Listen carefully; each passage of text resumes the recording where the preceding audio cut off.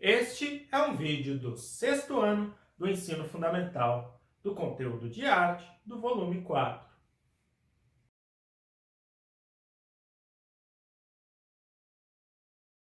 Bem-vindos! Welcome, welcome, welcome! Olá, pessoal! Essa é a nossa aula de arte e eu sou o professor Heitor. Hoje nós vamos falar, talvez, do maior tema de todas as artes, que é a figura humana. Você já parou para pensar em quantos filmes, quantas peças de teatro, quantas músicas, quantos quadros, quantos tudo representam a figura humana? Puxe na sua memória. Praticamente tudo tem um humano ou uma figura humana sendo representada. Nós somos totalmente viciados por representarmos não só o nosso físico e corpo, mas os nossos sentimentos, nossos pensamentos, nossas ideias políticas. O ser humano é muito antropocêntrico. O que isso quer dizer? Antropo, em grego, quer dizer homem. Quer dizer que o ser humano coloca ele mesmo no centro de tudo. Veja como nós tratamos os outros animais e mesmo o planeta que a gente vive e depende. Nós usamos e consumimos tudo como se fosse tudo nosso. Como se as outras criaturas não dependessem desses ecossistemas também. E o pior, como se nós não dependêssemos de outras criaturas e do nosso planeta para viver. É por isso que o grande assunto da arte é a figura humana. E como representá-la tem dominado a ideia de artistas desde sempre. Principalmente do nosso corpo. É muito difícil você conhecer os pensamentos, os sentimentos de uma pessoa.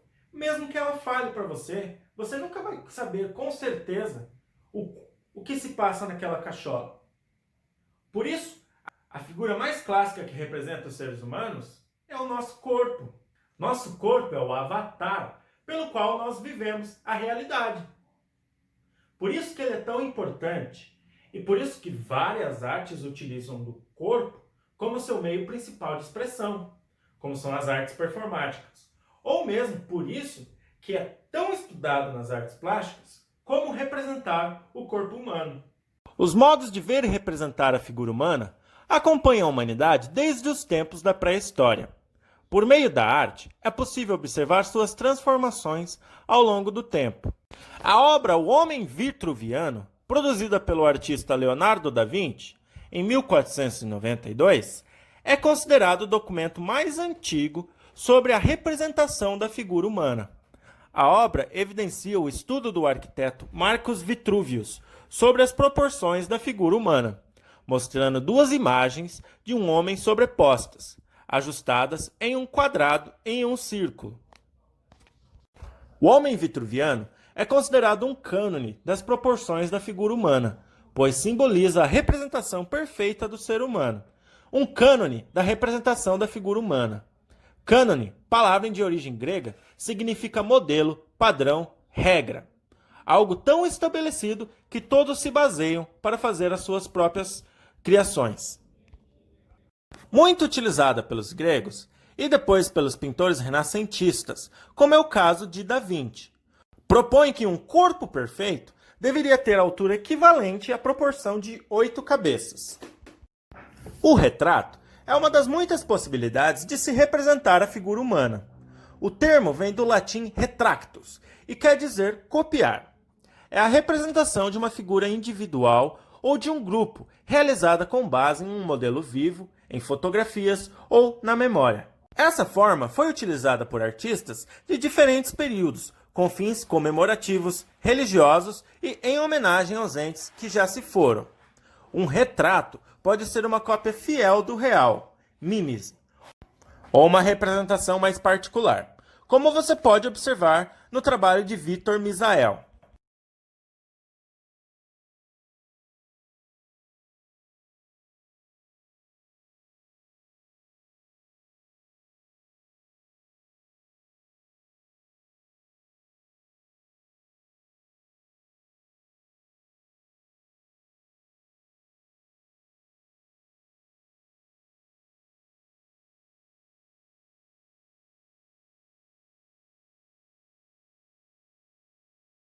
A diferença entre retrato e autorretrato é que nesse último, o artista faz uma representação de si mesmo, podendo ele mesmo decidir o que mostra de sua personalidade ou aparência. Como nesse autorretrato de Tarsila do Amaral, em que há um grande destaque para a cor vermelha, normalmente associada a alguém muito intenso, alguém apaixonado.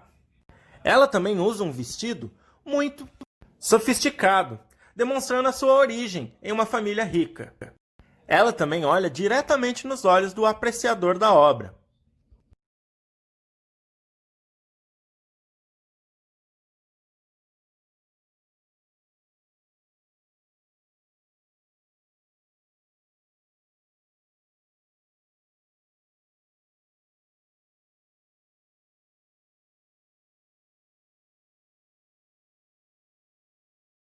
Já Vincent van Gogh usa seu estilo peculiar em seu autorretrato.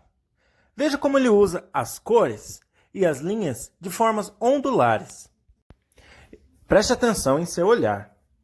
Ele olha diretamente no fundo dos nossos olhos, como quem quer transpassar o seu sentimento. Vincent van Gogh sofria de depressão, e essa doença tem muita influência sobre a sua obra.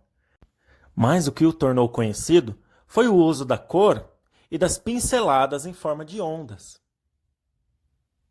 Vincent faz parte da primeira onda de pintores europeus que não queria representar o real de maneira fidedigna, mas sim transmitir através de sua obra suas visões de mundo e suas impressões da realidade.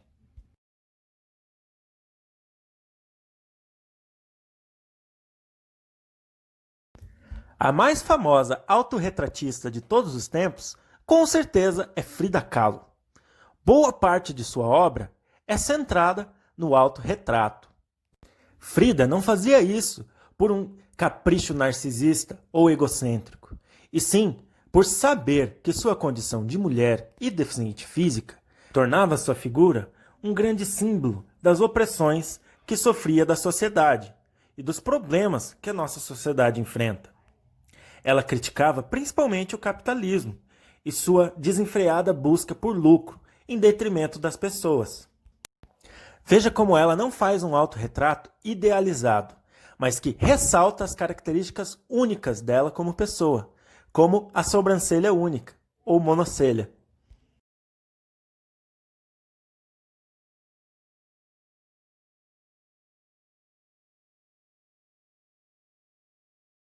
Na arte moderna e na contemporânea, a representação do corpo vai muito além do cânone utilizado no Renascimento. Por exemplo, as múltiplas linguagens da arte ganham espaço e o processo de criação dos artistas tem se transformado ao utilizarem técnicas e suportes diversos. São inúmeras as possibilidades de representação do corpo humano assim. Ele pode ser concebido de diversas maneiras. Isso inclui repensar o modo como o corpo se apresenta, desde o seu formato, órgãos internos, até a própria pele. Observe na obra ao lado o modo como René Magritte representou o corpo. Vamos fazer um exercício. Calma, ainda não é a nossa atividade, é só um exercício de aula. Como você completaria o rosto das mulheres nesse retrato?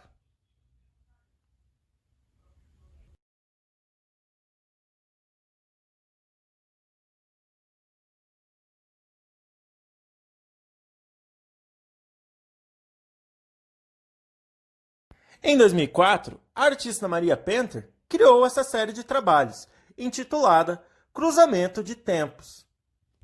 A dança é uma arte que acompanha a humanidade ao longo de sua história e é praticada das mais variadas formas. No Renascimento, por exemplo, os bailes da corte eram momentos muito esperados, pois a realeza mostrava sua riqueza nas grandiosas festas comemorativas. Aos nobres cabia a obrigação de executar as coreografias que eram inspiradas em temas mitológicos. Coreografia é uma forma de comunicação expressada pelo corpo, composição estética de movimentos, conjunto de combinações e possibilidades corporais empregadas de significados. Nas festas em que a dança acontecia, Havia uma grande preparação por parte dos nobres e artistas convidados, pois ela era considerada a atração principal do evento. Contudo, foi no reinado de Luís XIV que a dança teve destaque, pois o rei era excelente bailarino e amante dessa arte. Conhecido como Rei Sol, ele criou a comédia-balé, que substituiu as danças coreografadas e dançadas nos bailes da realeza.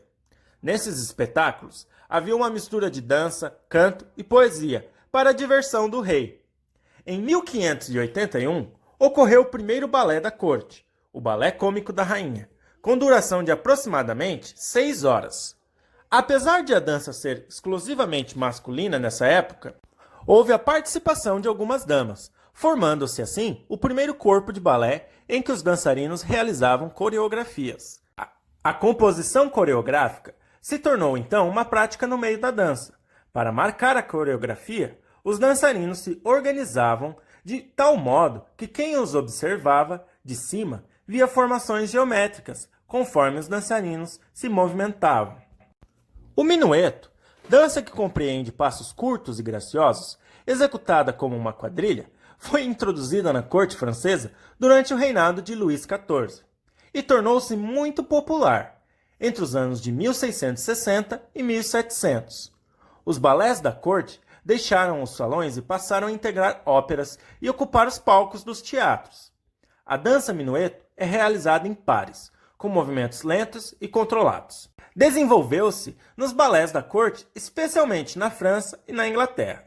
Com passos curtos, os dançarinos percorriam os salões de baile. Na sua atividade, eu quero que você crie maneiras e representações da figura humana. Espero que tenham gostado e vejo vocês na próxima. Tchau!